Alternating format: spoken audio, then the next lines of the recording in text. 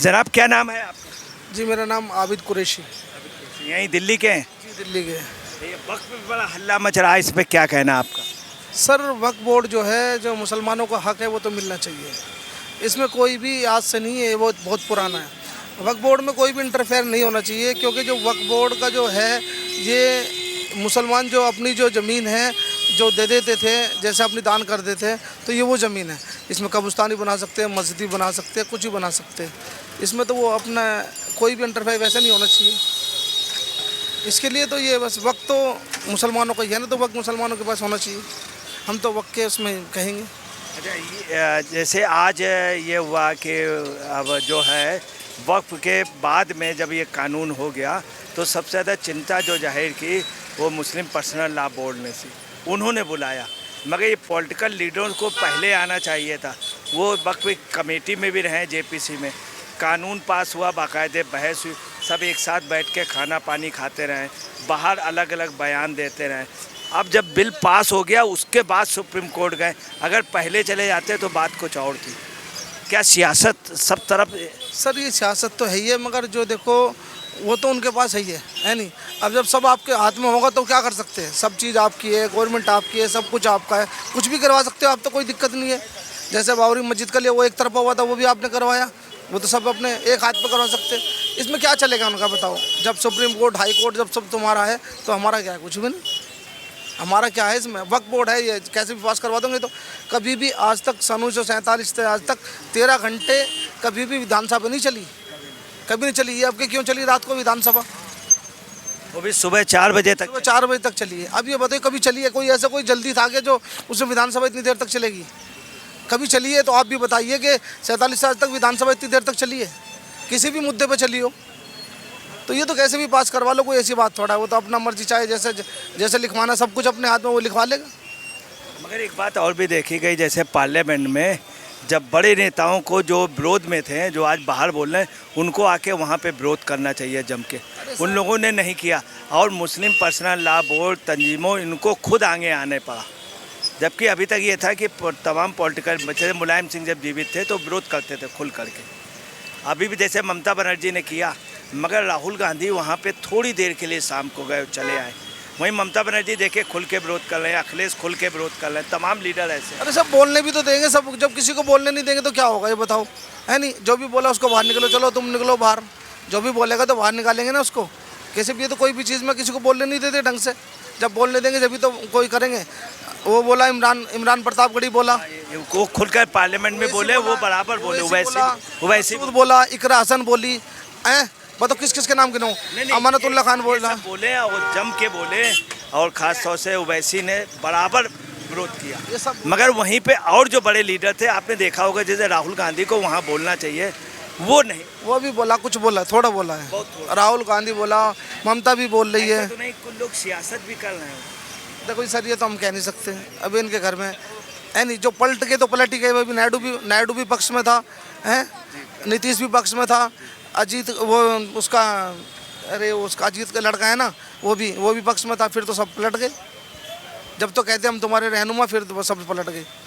अब देखते क्या होता है। जो होगा तो बनेगा तो वही होगा, जो सबके साथ होगा वही हमारे साथ होगा।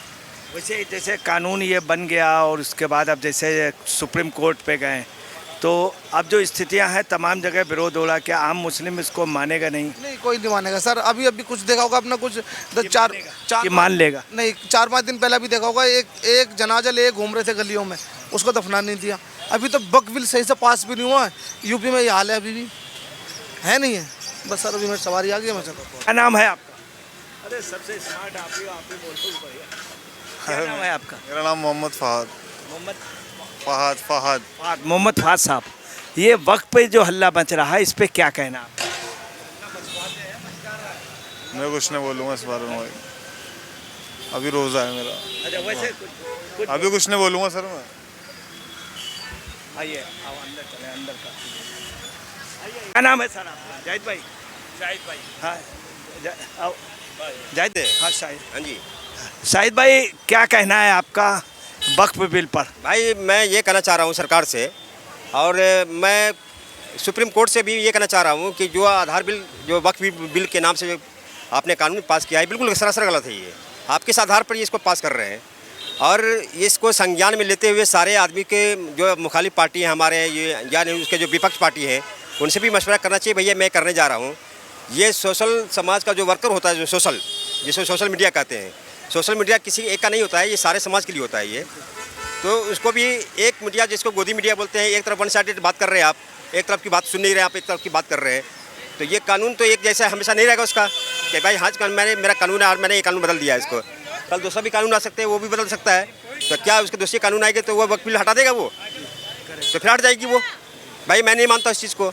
तो मैं ये कहना चाह रहा हूँ सरकार से कि इस चीज़ को आप संज्ञान में लेते हुए हक बराबरी का सोचें, सबका बराबर का हक होना चाहिए।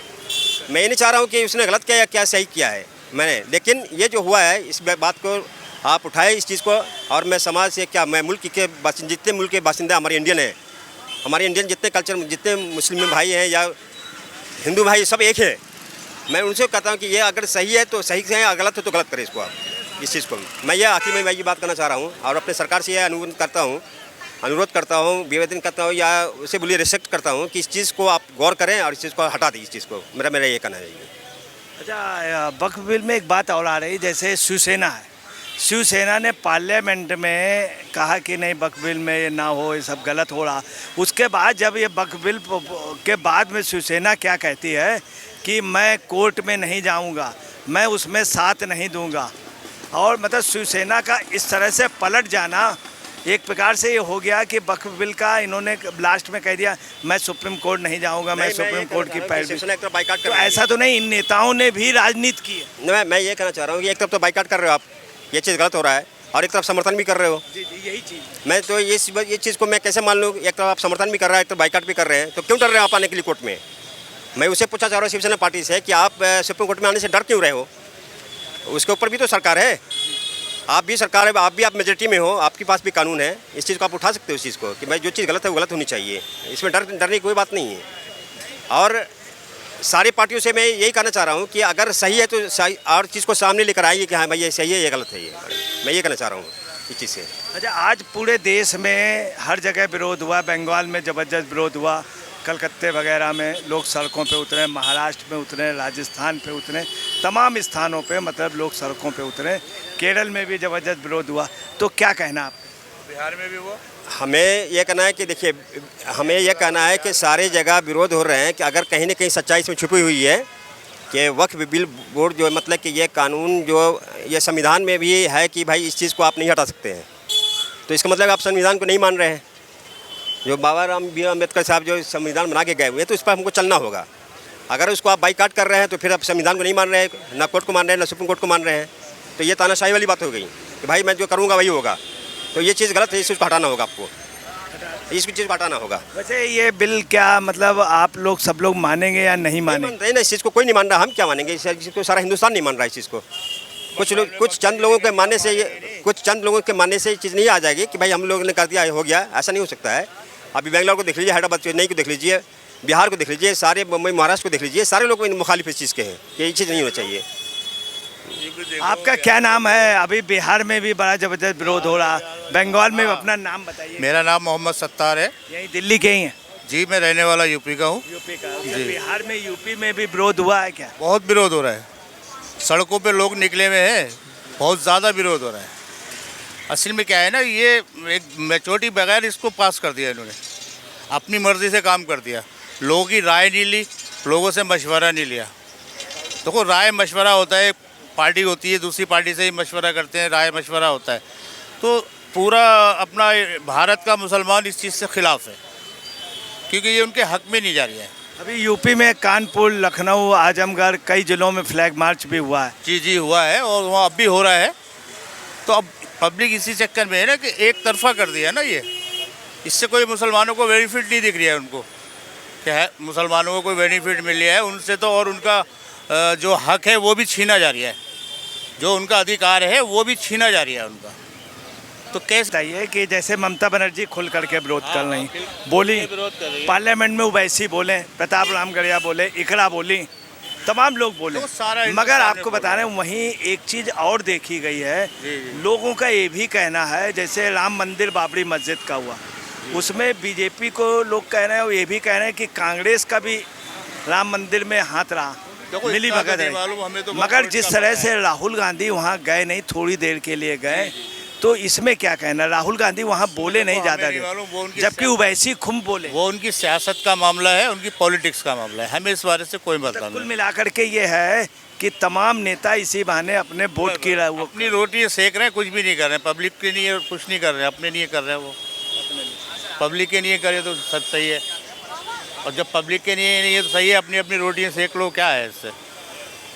तभी स्थिति वही हो गई। आपने देखा होगा, आप यहाँ रहते हैं लाल किले में, जैसे एक बार लाल किले में तुर्कमान गेट पे हुआ था, आपने सुना होगा, वहाँ पे खूब गोली चलाई गई थी, लोग मरे थे।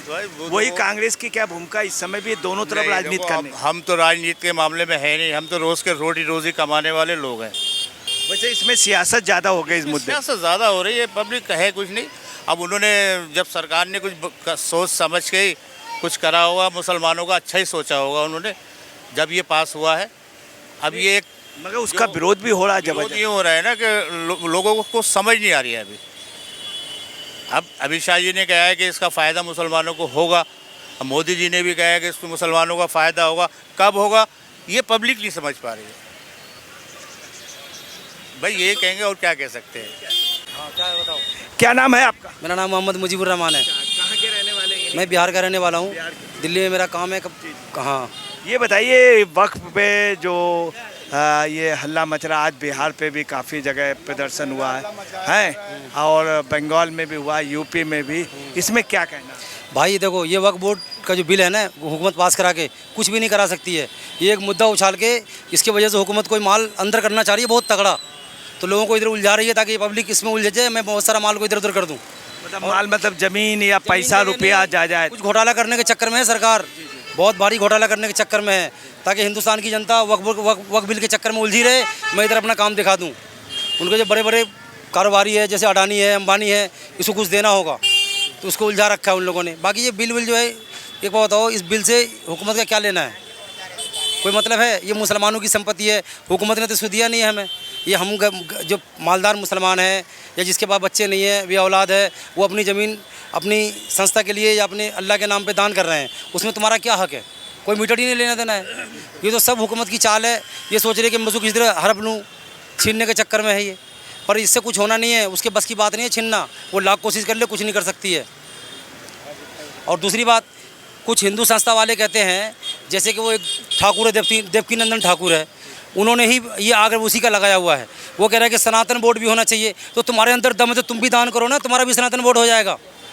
जिस तरह मुसलमानों ने वक्फ बोर्ड बनाया है, वक्फ बोर्ड को ऐसे थोड़ी बन गया है, या किसी गवर्नमेंट ने, कांग्रेस ने या बीजेपी ने थोड़ी दान दिया है, ये मुसलमानों ने दान दिया है। तो तुम भी हिंदू भी दान दो, उसको भी अपना बोर्ड बना लो, हम उसका सपोर्ट कर रहे हैं। अगर तुम हिंदू दान दोगे और सनातन बोर्ड बनाओगे तो हम भी सपोर्ट करेंगे उसमें, हम भी कुछ दान दे देंगे तुम्हें, तुम बना लो अपना। हमारे वक्फ में तुम्हें क्या लेना देना है? ये तो हमने अपने बदौलत दिया, अपने मेहनत की कमाई है हमारा, वो हुकूमत का इससे कोई रोल नहीं है, क्या समझे? अच्छा, इसमें कुछ ऐसा भी हुआ कि इन राजनीतिक नेताओं ने भी क्या राजनीति की आपने? हाँ। तो आपने देखा होगा शिवसेना का इसमें डबल रोल रहा, बोले मैं कोर्ट वोट नहीं जाऊंगा, उद्धव ठाकरे का। हाँ। अब उद्धव ठाकरे संसद में बड़े उससे फेवर में बोल रहे थे, अब बाहर ही कह रहे हैं कि मैं सुप्रीम कोर्ट नहीं जाऊंगा, मैं अब उस मामले पे अब नहीं उनका सपोर्ट करूंगा। अरे भाई, शिवसेना जो है ना, वो बीजेपी का सिक्के का दूसरा रूप है। वो आज बीजेपी वही कोई बड़ी लालच दे देना, उद्धव ठाकरे हो या कोई भी गुट बना हुआ है, आज उसको बीजेपी कोई बड़ी लालच दे दे, वो कल पलट जाएगा। वो उसको कोई बड़ा पद नहीं मिल रहा है, इसलिए वो इंडिया गठबंधन के साथ में वो रहने वाला नहीं है, क्या समझे? उसको कोई बड़ा लालच मिला, पलट जाएगा वो कभी भी साथ रहने वाला आदमी नहीं। वो तो अभी उसको बीजेपी किनारा कर रखा है, उसका वैल्यू नहीं दे रहा है, इसलिए वो अपना एक तरफ हुआ है, दूसरी पार्टी के सपोर्ट में, इंडिया गठबंधन के सपोर्ट में है वो, वरना उसका कोई मीटर नहीं है, वो तो हट जाएगा। ये बताइए, सुप्रीम कोर्ट में लगभग 20 याचिकाएं हो गई। आज भी मध्य प्रदेश के कांग्रेस सांसद विधायक से, तो आप देखिए अगर ये याचिकाएं पहले हो जाती, अब जैसे केजरीवाल चुप रहे हैं और उन्होंने अमातुल्ला खां को भेज दिया, उसने खैर याचिका दायर की, ठीक है, मगर इन्हीं अमातुल्ला खां से पहले करा लेते हैं। अब जैसे आज इन्होंने मध्य प्रदेश के अब 20 याचिकाएं, क्या पहले का दायर कर देते तो इतनी बड़ी बात ना हो? सब मिला जुला करके जो है ना, मुसलमानों की दुश्मन पार्टी है, कोई भी मुसलमान के सपोर्ट में नहीं है, क्या समझे? ये सारे जितने भी पार्टी है, ये सब बीजेपी के ही चट्टे बट्टे एक ही है। मुसलमानों की अपनी पार्टी है? कोई पार्टी नहीं है। हम तो जो देश हित की बात कर अपना नेता भी नहीं, कोई नेता नहीं है। क्यों नहीं है? ये नेता नहीं बनने देने का कारण यही है कि ये सबसे बड़ी कमी है कांग्रेस के अंदर। कांग्रेस ने ही मुसलमानों का सबसे ज़्यादा गला घोटा है, समझ गए नहीं। बीजेपी तो दुश्मन है ही, वो खुला दुश्मन है, वो हमारे सीने में बंदूक लेकर खड़ी है, हमें पता है कि हम इससे डर के रह रहे हैं। कांग्रेस ने हमारे कंधे पे हाथ रख के पीछे से छुड़ा घोपा है। हिंदुस्तान में मुसलमान का जो बद से बदतर हालत हुआ आज उसी का देन है, इसमें किसी पार्टी का कोई रोल नहीं है। बीजेपी को क्यों दोष दूंगा, बीजेपी तो उसके रास्ते पे चल रही है, क्या समझे। ये सारा काम किया वो कांग्रेस का ही है, और कांग्रेस हमारे लिए हमदर्दी दिखा रही है कि हम सुप्रीम कोर्ट में जा रहे हैं, ये जा रहे हैं, वो जा रहे हैं, कुछ भी नहीं करना है, सब बेवकूफ़ बना रहा है। ये एक कहावत है, नादान दोस्त से दानेदार दुश्मन अच्छा। दुश्मनी हम बीजेपी से ले रहे हैं ना, वो अच्छा है, कांग्रेस से बढ़िया है। ये कभी जामा मस्जिद के यहीं के इमाम ने अब्दुल्ला बुखारी जी ने कहा था 1977 में कि नादान दोस्त से दानेदार दुश्मन बढ़िया अच्छा है, हाँ। और उन्होंने तब कहा था जब यहाँ गोलियां चली थी और तुर्कमान गेट चली पे, थी कांग्रेस की हुकूमत, इंदिरा गांधी वहाँ भाषण दे रही थी लाल किले से, हाँ, तो उन्होंने कहा था, ऐलान किया था नादान दोस्त से, और उसका मैसेज बड़ी दूर तक गया था। भाई वो अक्लमंद आदमी थे। आज उनके लड़के हैं अहमद बुखारी, पर अहमद बुखारी भी कुछ इसलिए नहीं बोल रहे हैं बेचारे आजकल के दौर में कि वो थोड़ा बहुत जो है बीजेपी उसको धमका रखा है। दौर दूसरा था, ये दौर दूसरा है। तब ईमान कायम था, तब की बात अलग थी। तब का ईमान मजबूत था, लोग थे, लोग थे। अब जो आज के लोग हैं वो इतने वो नहीं है, खुददार नहीं है, कायम नहीं है ना भाई, जब भी तो ये हाल हो रहा है। अगर ईमान कायम होता तो ये हाल नहीं होता ना। ईमान अगर मुसलमान का मजबूत हो जाए तो ये मोदी जैसे 50 आदमी आ जाए फिर भी कुछ नहीं कर सकता है, पर ईमान कमज़ोर है, इसीलिए तो इस पार्टी के पास भाग कर जा रहे हैं, हम उस पार्टी के पास जा रहे हैं। क्यों जा रहे हैं, ईमान कमज़ोर होने की वजह से। अपने अंदर यकीन नहीं है, अपने खुदा के ऊपर यकीन छोड़ दिया लोगों ने। ये बीजेपी और उसके चक्कर में पड़े हुए हैं, क्या करेंगे। अब्दुल्ला बुखारी उन लोगों में थे, मैं आपको बता दूं कि अटल बिहारी वाजपेयी के कंधे में हाथ धर के पैदल चल दिए थे, यहीं की बात है।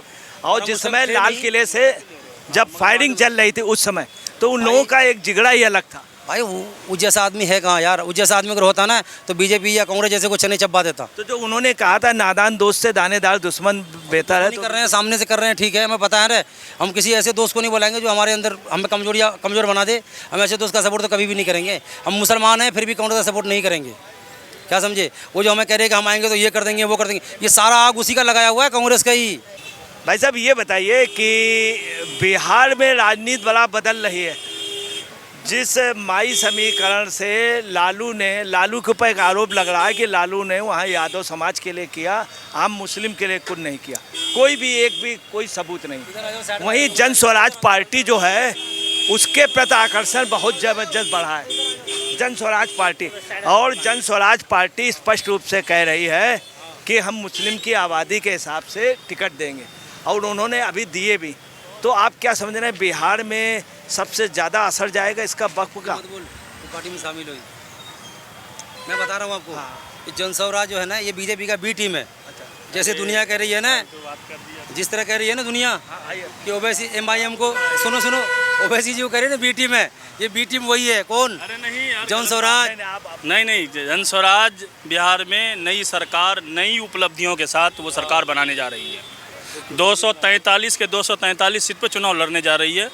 ऐसी क्या बात है कि उसके पीछे लोग हैं इस समय दीवाने? उनका जो एक लाइन है, लालू से ज़्यादा इमेज हो गई आज। हाँ, आज उनका एक लाइन है कि आपने नेताओं के लिए, आपने किसी न किसी दल के लिए, जाति के लिए आपने वोट किया है, इस बार आप अपने बच्चों के लिए वोट करें। तो उनका एक सीधा लाइन है। इस लाइन पे बिहार के लोग उनके साथ जुड़ रहे हैं, मजबूती के साथ जुड़ रहे हैं। आज बिहार में पटना में एक महारेला था, उस रेला में लोगों की तादाद देख लीजिए कितने लोग आए हैं। तो आपको लग रहा है कि बिहार में एक अलग जन स्वराज पार्टी भी, और ख़ास तौर से उसके जो संस्थापक हैं, इनका बहुत बड़ा असर जाएगा? बिल्कुल, इसमें कहीं से कोई संदेह नहीं है। बहुत बड़ा मैसेज है, आज से ही मैसेज पूरे बिहार को जा रहा है, और ये मैसेज कहीं ना कहीं बिहार के राजनीति को फेरबदल करने की कोशिश में है हम लोग। वो पार्टी भी टिकट दे रही है बहुत ज़्यादा लोगों को। उसने लालू से स्पष्ट रूप से कहा जितनी आबादी आप उतनी टिकट दे दीजिए, हम आपके साथ हैं।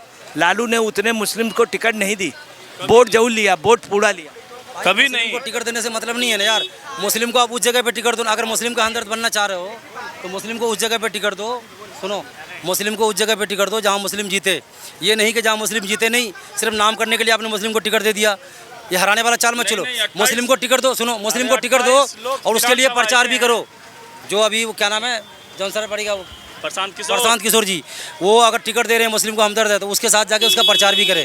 देखूंगा ना कितनी बार प्रचार करते हैं वहाँ जाकर के, तब समझेंगे ना हम। ये नहीं कि हारने वाले लेकर जाकर टिकट दीजिए, कुछ नहीं हो रहा उससे। वहीं पे लालू ने मुस्लिमों को नहीं दी टिकट, बहुत कम दिया ना। ठग लिया। लालू की बात क्यों कर रहे हो यार? लालू अगर लालू होता ना, सही होता ना, तो बिहार दुनिया में नंबर 1 होता, हिंदुस्तान में नंबर 1 होता। हिंदुस्तान में बिहार नहीं है तो हिंदुस्तान नहीं है। समझ गया नहीं समझ गया? हाँ, बस बात को मान कर कौन किया? लालू प्रसाद ने किया। जिस टाइम झारखंड से सारा इस्पात उठ के जा रहा हिंदुस्तान के कई शहरों में प्लांट लगने के लिए, क्या लालू के अंदर दम नहीं था? वो कहता कि वहाँ लेके नहीं जाओ, तुम यहीं फैक्ट्री लगाओ। आज दुनिया बिहार में जाकर रोजगार ढूंढती। बिहारी धक्का क्यों खा रहा है? बिहारी दरबदर क्यों ठोक रहा है? उसी लोगों की वजह धक्का खा रहा है। वो अपने लालच में, घोटाले के चक्कर में सारा माल बिहार से बाहर भेज दिया। नहीं भेज दिया, बिहार खाली हो गया। अगर बिहार में फैक्ट्री लगती, कारखाना लगता, तो बिहार आज तरक्की में होता। इसका मतलब वक्फ इस समय सबसे बड़ा मुद्दा होगा सियासत का, हर दल के लिए, हर राज्य के लिए और हर विधानसभा लोकसभा। खास के बिहार में नीतीश कुमार को ख़त्म करने के लिए बीजेपी जो है ना वक्फ बिल लाई है। उसको पता है कि नीतीश कुमार बीजेपी का साथ में रहने के बाद भी उसका सुनता नहीं है। वो ऐसा चाल चला है इस मुद्दे से कि बीजेपी जेडीयू इस बार ख़त्म। 2 सीट भी नहीं बिहार में लाएगी, मुझे पता है। एक मैं कह रहा हूँ बिल्कुल भी नहीं लाएगी, वो ला ही नहीं सकता है। हमारे यहाँ से खुद 2 बार एमएलए उसका जीता है, पर इस बार वो ख़त्म है। अब पूरे बिहार से 2 सीट भी नहीं ला सकता है जेडीयू इस बार। बीजेपी ने बहुत अच्छा चाल चला उसको निपटाने का, क्योंकि उसके अंदर, जेडीयू के अंदर में खुद बहुत सारा, क्या बोलते हैं उसको, अरे विभीषण जैसा आदमी पैदा हुआ है, जैसे लल्लन सिंह, 2-4 और है। ये लोग बीजेपी से मिला हुआ अंदर। अगर ये लोग मिला हुआ नहीं होता ना, और जेडीयू के साथ में अगर होता, तो जेडीयू जो है वक्फ बिल का सपोर्ट करता। जेडीयू के पास मजबूरी थी, तो पलटू राम का इस बार तो काम खत्म है उसका। कुछ गलती उसके पार्टी के अंदर जो रह रहे हैं गद्दार लोग किया है, और कुछ गलती नीतीश कुमार ने भी किया, उसको बहुत तगड़ा भुगतना पड़ेगा। इस बार उसका काम तमाम है, कुछ भी नहीं हो सकता है। Your good name? Mohammad Dilshad. आप कहाँ से हैं? हमारे कौशाम्बी जिला मंजनपुर से। ये बताइए, वक्फ बिल का आप हल्ला सुन रहे होंगे, क्या कहना है?